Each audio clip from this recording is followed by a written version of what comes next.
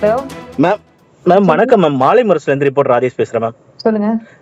Ma'am ஒரே ஒரு கேள்விதான் மேம். கட்சி நிகழ்ச்சிகளை நீங்க பங்கேற்காம தொடர்ச்சியாக புறக்கணிப்பதா ஒரு தகவல் வருது.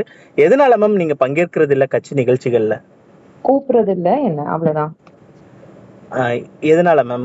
அதாவது அவங்க கிட்ட தான் கேட்கணும். ஏன் பாஜ கலந்துக்கலன்னா அவங்க கிட்ட தான், கட்சிக்காரங்க கிட்ட தான் கேட்கணும். அண்ணாமலை கிட்ட கேட்கணும், கட்சியில இருக்கிறவங்க கிட்ட கேட்கணும். ஏன் கூப்பிடுறது இல்லைன்னா அவங்க கிட்ட தான் கேட்கணும். அதுக்கு நான் எப்படி பதில் கொடுக்க முடியும்? உங்களுக்கு ஒரு கருத்து இருக்கும்ல மேம், நம்மள இல்ல, இதனாலதான் எனக்கு எந்த கூப்பிடல. இல்லையே. அவங்க கூப்பிடுறது இல்ல, கூப்பிட்டா நான் எல்லா நிகழ்ச்சிக்கு போவேன். அவங்க கூப்பிடுறது இல்லைன்னா ஏன் கூப்பிடுறது இல்லைன்னு அவங்க தான் பதில் சொல்லணும். Okay ma'am. ஓகே.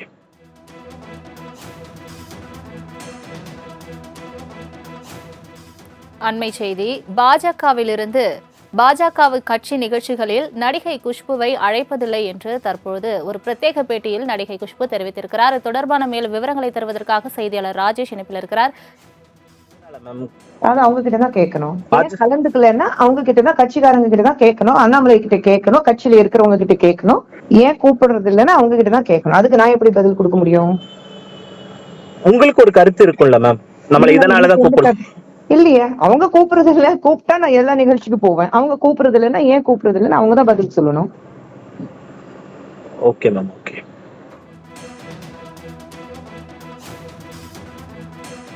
அண்மை செய்தி. பாஜக நிகழ்ச்சிகளில் பங்கேற்காதது ஏன் என்று நடிகை குஷ்பு விளக்கம் அளித்திருக்கிறார். இது தொடர்பான மேலும் விவரங்களை தருவதற்காக செய்தியாளர் ராஜேஷ் இணைப்பில் இருக்கிறார். ராஜேஷ் வணக்கம். தற்போது அவர்கள் சொல்லியிருக்கும் விளக்கங்கள் என்ன, முழு விவரங்கள்? வணக்கம். தமிழ் சினிமாவில் 90களில் முன்னணி நடிகையாக வலம் வந்தவர் குஷ்பு.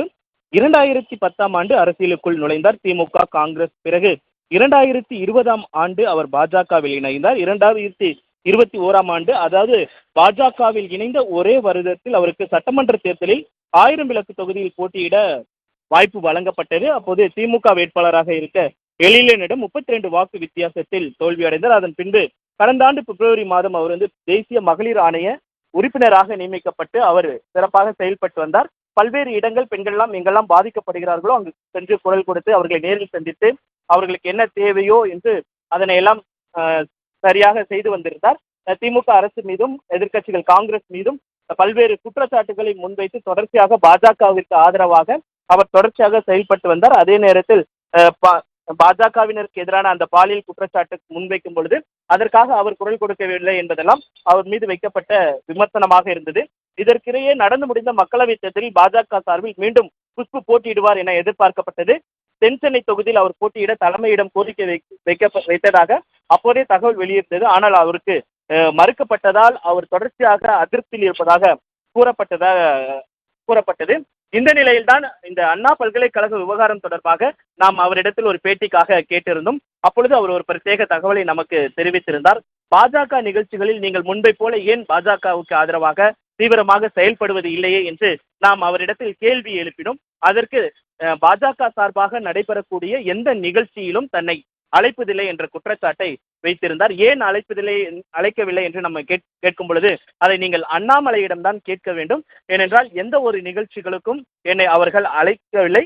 அழைத்திருந்தால் நிச்சயமாக நான் பங்கேற்று அந்த நிகழ்ச்சிகளில் பங்கேற்றிருப்பேன் என்று அவர் தெரிவித்திருந்தார்.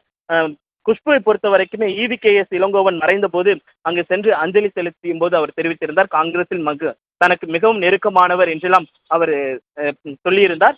இந்த நிலையில்தான் தற்பொழுது பாஜகவின் மீது ஒரு அதிருப்தியினை அவர் வெளிப்படுத்தியிருக்கிறார். அண்ணாமலை மீதான தன்னுடைய அதிருப்தி, தன்னை அழைக்கவில்லை, திட்டமிட்டு அவர்கள் புறக்கணிக்கிறார்கள் என்று அவர் தெரிவித்திருக்கிறார். இதே மாதிரிதான் நடிகை கௌதமி அவர்களும் ஒரு குற்றச்சாட்டை முன்வைத்திருந்தார். பாஜகவில் தனக்கு ஆதரவான செயல்பாடுகள் இல்லை, குற்றவாளிகளின் கூடாரமாக பாஜக மாறி இருக்கிறது, குற்றம் செய்பவர்களை அரவணைக்கக்கூடிய ஒரு கட்சியாக அது இருக்கிறது, எந்த விதமான முக்கியத்துவமும் தனக்கு தரப்படவில்லை என்று அவர் கூறியிருந்தார். அதே போல அண்ணாமலை மீது குற்றச்சாட்டு வைத்துதான் காயத்ரி ரகுராமும் அந்த கட்சியிலிருந்து விலகி அதிமுகவில் இணைந்தார். குறிப்பாக தனக்கு எந்த விதமான முக்கியத்துவமும் அளிப்பதில்லை, கட்சிக்காக நாங்கள் உழைக்க முற்பட்டாலும் அதற்கு இடையூறாக அண்ணாமலை இருக்கிறார் என்று அவருடைய குற்றச்சாட்டாக இருந்தது. அப்படி காயத்ரி ரகுராம், நடிகை கௌதமி வரிசையில் தற்பொழுது குஷ்பும் இணைந்திருக்கிறார், தன்னுடைய அதிருப்தியை வெளிப்படுத்தியிருக்கிறார். தங்களின் முழு விவரங்களுக்கு நன்றி ராஜேஷ்.